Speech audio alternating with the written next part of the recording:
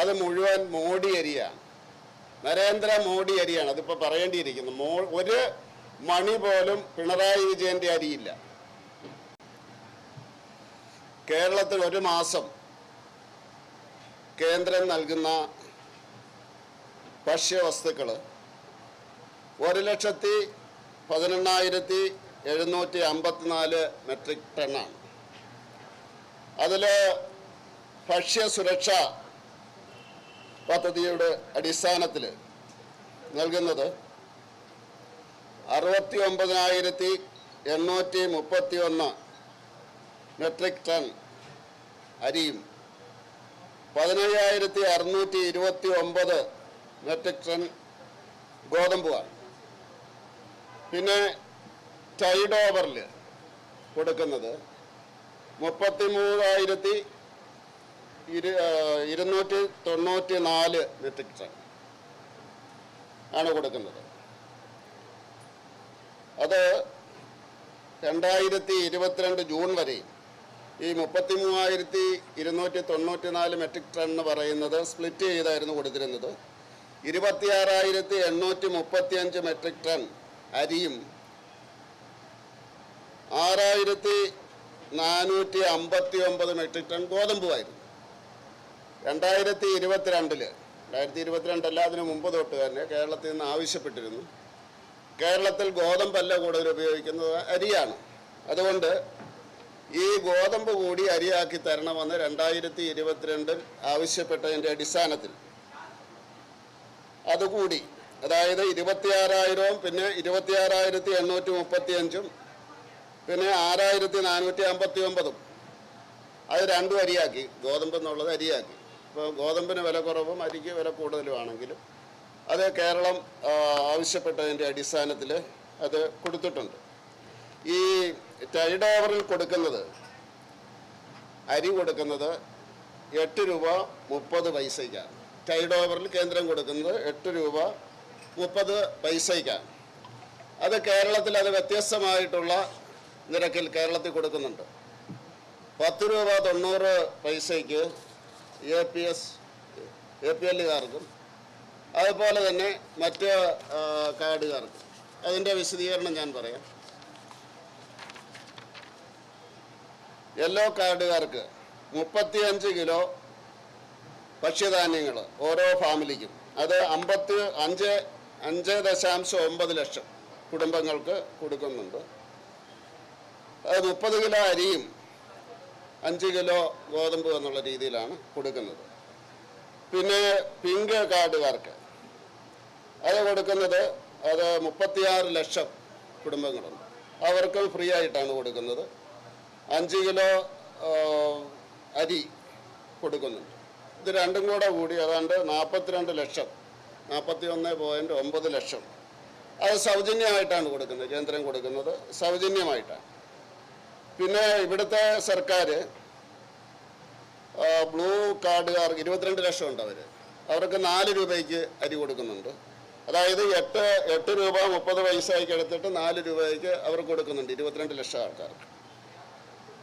White കാർഡിൽ 30,26,782 കുടുംബങ്ങൾക്ക് 10 രൂപ 90 പൈസയ്ക്കും കൊടുക്കുന്നുണ്ട്. അതായത് 8 രൂപ 30 പൈസയുടെ അരി അത് കുറച്ച് കൂട്ടർക്ക് കുറച്ച് കൂടുതലായിട്ട് കൊടുക്കുന്നുണ്ട്. ഏതാണ്ട് അത് ബാലൻസ് ചെയ്യുന്ന രീതിയിലാണ്. അതിൻ്റെ അകത്തുനിന്ന് കേരള സർക്കാരിനൊന്നും കൂടുതലായിട്ട് കിട്ടാനില്ല. അപ്പോൾ ഇതിൻ്റെ അകത്ത് പറയാനുള്ളത്, പിന്നെ ഇത് കൂടാതെ ഇപ്പോൾ ഒരു നമ്മുടെ ഓണം പോലെയുള്ള അവസരങ്ങളിൽ കേന്ദ്ര സർക്കാർ അനുവദിച്ചിട്ടുള്ളത് 6 മാസത്തേക്കുള്ള അരി അഡ്വാൻസ് ആയിട്ട് എടുക്കാം, 1 പൈസ പോലും കൊടുക്കണ്ട. 6 മാസത്തെ അരി 1 പൈസ പോലും കൊടുക്കാതെ അഡ്വാൻസ് ആയിട്ട് എടുത്ത് അവർക്ക് ഡിസ്ട്രിബ്യൂട്ട് ചെയ്യാം. അതും പോരായെങ്കിൽ ഈ എക്സ്റ്റൻഡ് പോളിസി ഗൈഡ് ലൈൻസ് അനുസരിച്ച് 22 രൂപ 50 പൈസയ്ക്ക് സബ്സിഡൈസ്ഡ് ആയിട്ട് കൊടുക്കുന്നുണ്ട്. അത് കൊടുക്കാൻ തുടങ്ങിയത് 2017 തൊട്ട് കൊടുക്കുന്നതാണ്. 22 രൂപ 50 പൈസയ്ക്ക് സംസ്ഥാന സർക്കാരിന് എടുക്കാൻ പറ്റും. ഇപ്പോൾ ഉത്സവ അവസരങ്ങളിൽ ഇത് രണ്ടും ഉപയോഗിക്കാവുന്നതാണ്. 6 മാസത്തേക്കുള്ള അരി അഡ്വാൻസ് എടുത്തിട്ട് വിതരണം ചെയ്യാം ആവശ്യത്തിന്. അതല്ല എങ്കിൽ, അത് പോരാ എങ്കിൽ 22.5 രൂപയ്ക്ക് എടുത്തിട്ട് സബ്സിഡി ആയിട്ട് എടുത്ത് വേണേൽ കൊടുക്കാം. ഇനി ഈ അരിയിൽ, ഇപ്പോൾ പറഞ്ഞ ഈ അരിയിൽ, അത് മുഴുവൻ മോഡി അരിയാണ്, നരേന്ദ്ര മോഡി അരിയാണ്. അതിപ്പോൾ പറയേണ്ടിയിരിക്കുന്നു. ഒരു മണി പോലും പിണറായി വിജയൻ്റെ അരിയില്ല.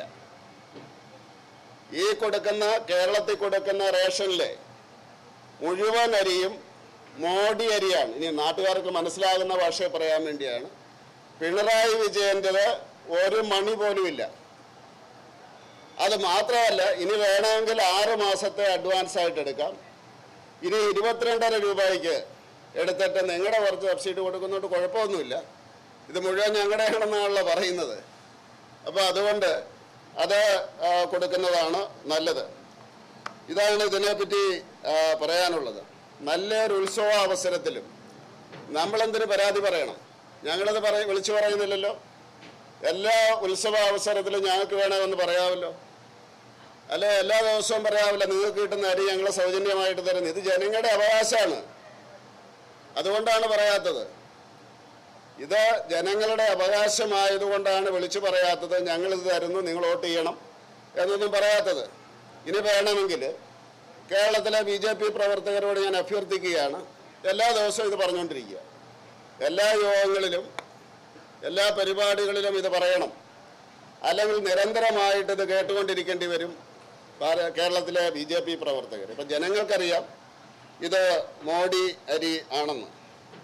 ഇത്രയാണ് എനിക്ക് ഇതിനെപ്പറ്റി പറയാനുള്ളത്.